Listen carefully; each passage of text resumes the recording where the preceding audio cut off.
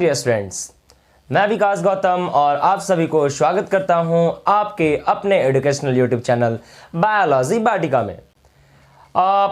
पुराने लेक्चर में हम लोग फीमेल रिप्रोडक्टिव सिस्टम के बारे में पढ़ चुके थे, मादा जनन तंत्र, जिसमें हम कुछ पेयर्ड कुछ अनपेयर्ड ऑर्गन्स के बारे में पढ़े थे। उसके बाद मैं चाहूँगा कि उसे शॉर्टली थोड़ा सा बता दूं कि क्या क्या हम पुराने लेक्चर में पढ़ चुके थे।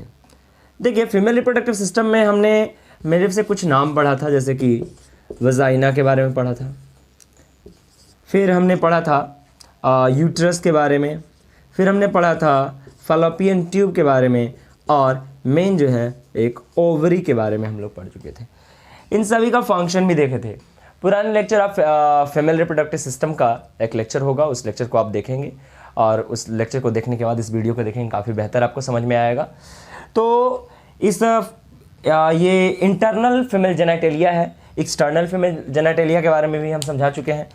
आज जो है फीमेल रिप्रोडक्टिव सिस्टम से रिलेटेड एक टॉपिक है जिसका नाम है एसेसरी जेनाइटल ग्लैंड, यानी फीमेल में कौन कौन सा ऐसा ग्लैंड है जो कि सहायता पहुंचाता है, एसेसरी है। तो देखिए, हम यदि एसेसरी ग्लैंड की बात करें तो एसेसरी जेनाइटल ग्लैंड जो है वो फीमेल में दो होता है। एक होता है जिसे हम कहते हैं वेस्टिबुलर ग्लैंड, ठीक है, एक कहलाता है वेस्टिबुलर ग्लैंड और दूसरा कहलाता है मैमरी ग्लैंड। दो ग्लैंड होते हैं, वेस्टिबुलर ग्लैंड और मैमरी ग्लैंड। वेस्टिबुलर ग्लैंड की अगर बात करें तो वेस्टिबुलर ग्लैंड जो है वो दो होता है, ठीक है। एक कहलाता है आपका एस्किन्स ग्लैंड और दूसरा कहलाता है बार्थोलिन्स ग्लैंड, ठीक है। और एक रहा आपका मेमरी ग्लैंड। पहले हम वेस्टिबुलर ग्लैंड की चर्चा करेंगे। अगर आप पुराने लेक्चर फीमेल रिप्रोडक्टिव सिस्टम को आपने पढ़ा होगा तो उसमें एक्सटर्नल जेनेटेलिया में वेस्टिबुला का नाम सुने होंगे, वेस्टिबुलर पार्ट का। देखिए, हम फिर से फीमेल जेनेटेलिया का, एक्सटर्नल फीमेल जेनेटेलिया का बात करेंगे। यहाँ पर दिखाएंगे एक डायग्राम। देखिए, ये जो है ये रीजन है वेस्टिबुला का, ठीक है। और वेस्टिबुला के अंदर अगर हम देखें तो यहाँ पर आपने ऐसा एक पार्ट भी पढ़ा होगा, ठीक है। ये आपका लेबिया मेजोरा है, ये आपका लेबिया माइनोरा है। उसके अलावे यहाँ पर एक पोर होता है, बहुत ही छोटा सा छिद्र, जो कि कहलाता है यूरेथ्रल ऑरिफिस। और यहाँ पर जो मेजर पोर होता है, बड़ा सा पोर होता है, ये कहलाता है आपका वेजाइनल ऑरिफिस।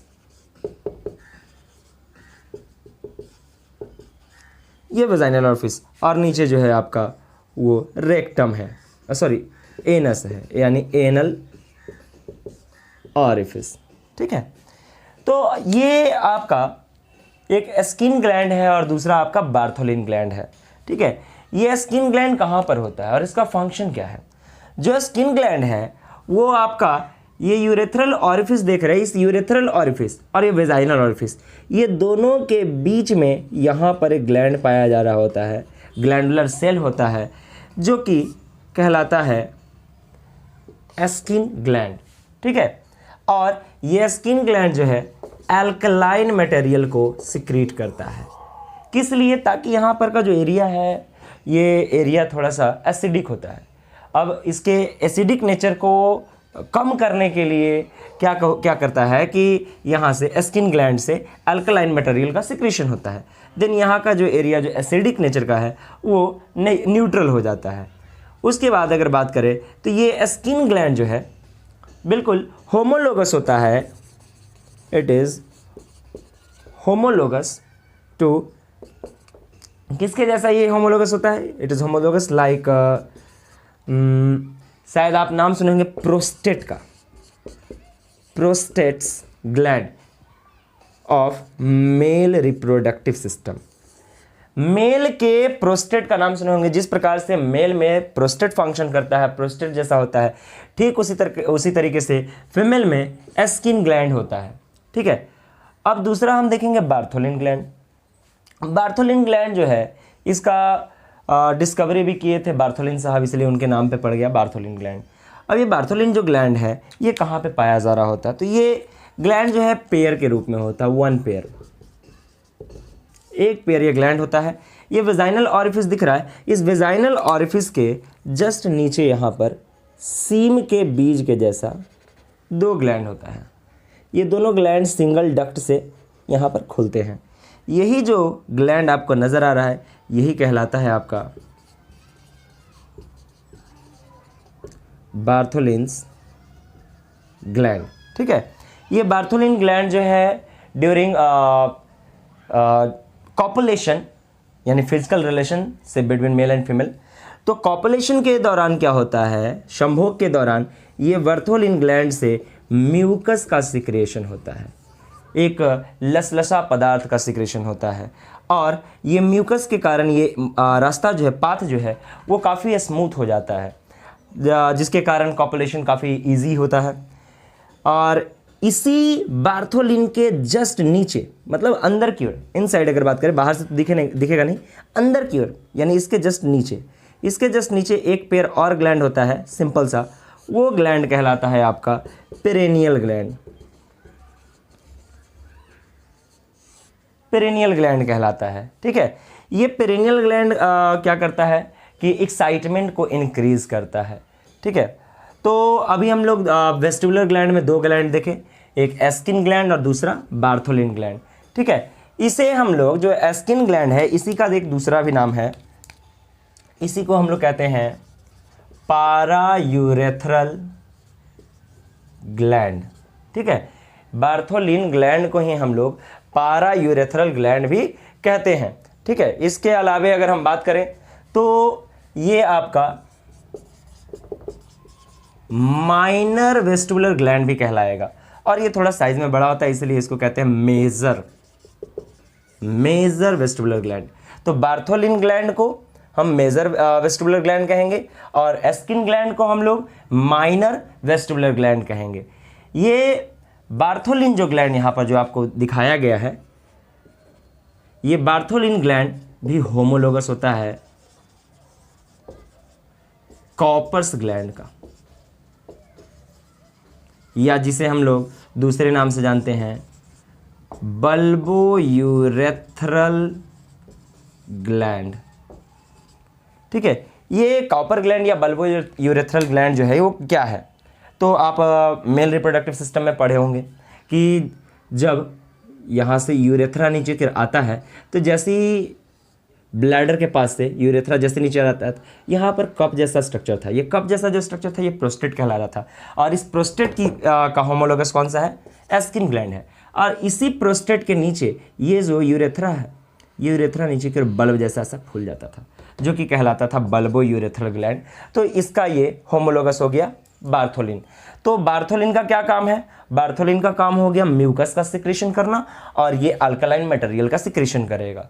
ठीक है, ये एसेसरी ग्लैंड, कौन सा एसेसरी, वेस्टिबुलर ग्लैंड के बारे में हम लोग बात किए। इसके बाद हम लोग अब बात करेंगे मेमरी ग्लैंड। देखिए, मेमरी ग्लैंड की अगर मैं बात करूं तो ये मेमरी जो टर्म है इसी टर्म से लिया गया है मेमेलिया, यानी जिसे हम लोग इस हिंदी में स्तनधारी कहते हैं। ठीक है, स्तनधारी मेमेलिया, और ये मेमेलियन का एक खास फीचर है कि उसके पास मेमरी ग्लैंड होगा। ठीक है, जिसे हम लोग दूसरे बात में बोले तो इसे हम लोग ब्रेस्ट भी कह सकते हैं। तो ब्रेस्ट या मेमरी ग्लैंड जो है वो मेमेलिया का खास फीचर होता है, लेकिन ये आपका मेमरी ग्लैंड जो है मेल और फीमेल, नर और मादा दोनों में पाया जा रहा होता है। बट मेल में क्या होता है, ये नॉन फंक्शनल होता है, वेस्टिजियल होता है, लेकिन फीमेल में क्या होता है, फंक्शनल होता है, काम करता है, क्या काम करता है, कैसे ये डेवलप होता है, उसकी चर्चा हम करेंगे और ये किस तरीके का होता है, इसका एनाटॉमी फिजियोलॉजी दोनों हम लोग अभी देखेंगे क्या है ये। आइए हम लोग देखते हैं। देखिए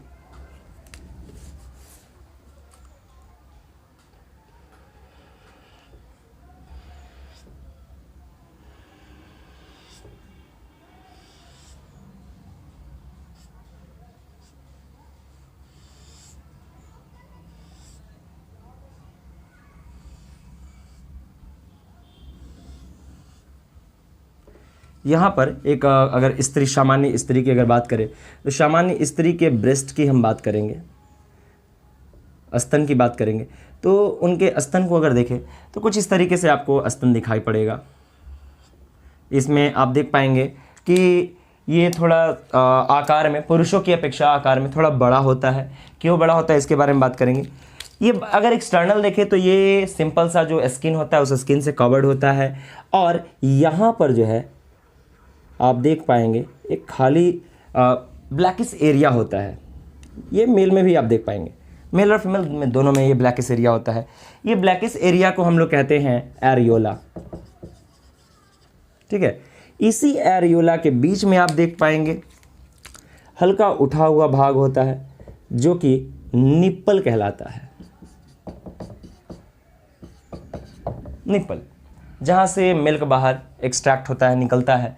इसी को अगर हम देखें कि इसका पोजीशन क्या है, तो अगर इसके पोजीशन की बात करें तो पोजीशन देख पाएंगे कि ये इतने से एरिया में ये फैला हुआ है, और यहाँ से यहाँ तक जब देखते हैं तो बैक साइड का हम अगर बोन से बात करेंगे तो ये थोरैसिक एरिया में है, जिसे हम लोग वक्ष कहते हैं। यानी ये वक्ष भाग में पाया जाता है, एक जोड़ी पाया जा रहा है। उसके अलावा थोरैसिक में ये T2 से लेकर के T6 के बीच में होता है। अब ये T2 और T6 क्या है, तो हम अगर अपने वर्टिबल कॉल्यूम की बात करें तो वर्टिबल कॉल्यूम जो है आपका कुछ इस तरीके का होता है।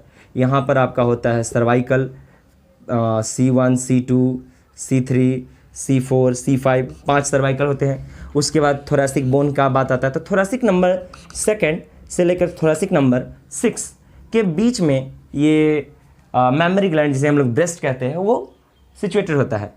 अगर एंटेरियरली या पोस्टेरियरली बात करें तब, लेकिन अगर साइड वाइज बात करें तो यहाँ पर बीच में एक बोन होता है जिसका नाम होता है स्टर्नम, और यहाँ पर साइड में जो होता है उसे कहते हैं मिड एक्सिलरी।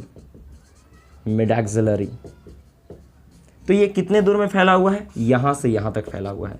यानी स्टर्नम से मिड एक्सिलरी के बीच फैला हुआ है। यानी इस अगर ये लेंथ इसका देखें तो कितना है, T2 से T6, और यदि चौड़ाई देखें तो स्टर्नम से मिड एक्सिलरी तक फैला हुआ है। ये जो है जिस प्रकार से मेल होता है उसी तरीके से फीमेल में भी ये पाया जा रहा होता है ब्रेस्ट। लेकिन फीमेल में जो ब्रेस्ट होता है वो डेवलप हो जाता है। किस कारण से, क्योंकि फीमेल में जैसी फीमेल मैच्योर होती है तो उनके बॉडी में प्रोजेस्टेरॉन, एस्ट्रोजन, बहुत सारे ऐसे हार्मोन्स इंक्रीज होते हैं, जिसके कारण एक खास टिश्यू है जिसका नाम आप लोग शायद सुने होंगे, एडिपोज टिश्यू, बसा उत्तक। ठीक है, ये बसा उत्तक अंदर भरने लगता है, बहुत ज़्यादा अंदर बसा उत्तक भरने लगता है, जिसके कारण ये सामान्य आकार से बड़ा हो जाता है और ये फूलने लगता है। तो इसमें स्वेलिंग देखा जाता है, जो ये फूल रहा है किसके कारण, एडिपोज टिश्यू के कारण। अब इस ये तो हम एक्सटर्नली देख लिए। अगर हम इसका इंटरनली यानी एनाटॉमिकली पार्ट देखें तो एनाटॉमी इसका देखते हैं हम लोग, क्योंकि मेन से आपका एनाटॉमी ज़्यादा इंपॉर्टेंट है। फिजियोलॉजी और एनाटॉमी ज़्यादा इंपॉर्टेंट रखता है अपने आप में, तो हम लोग फिजियोलॉजी और एनाटॉमी दोनों देखेंगे। देखिए हम लोग एनाटॉमी देख रहे हैं, इसी ब्रेस्ट को हम लोग देखेंगे।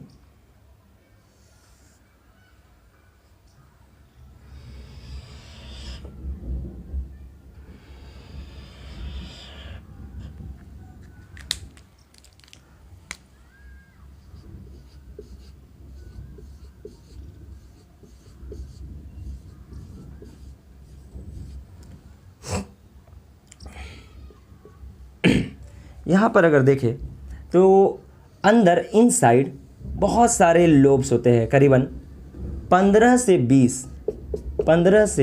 20 लोब्स होते हैं, ठीक है। और इस लोब्स के अंदर अंगूर के गुच्छे जैसे संरचना पाए जाते, बहुत सारे grapes, like a bunch of grapes, इस तरीके का स्ट्रक्चर पाया जा रहा है, बहुत सारा, ठीक है। और ये बहुत सारा मिल करके क्या करता है कि एक लोब बनाता है। तो कोई बोले कि फीमेल के एक ब्रेस्ट में कितने लोब्स होते हैं, ये डाटा इंपॉर्टेंट है, 15 से 20 लोब्स।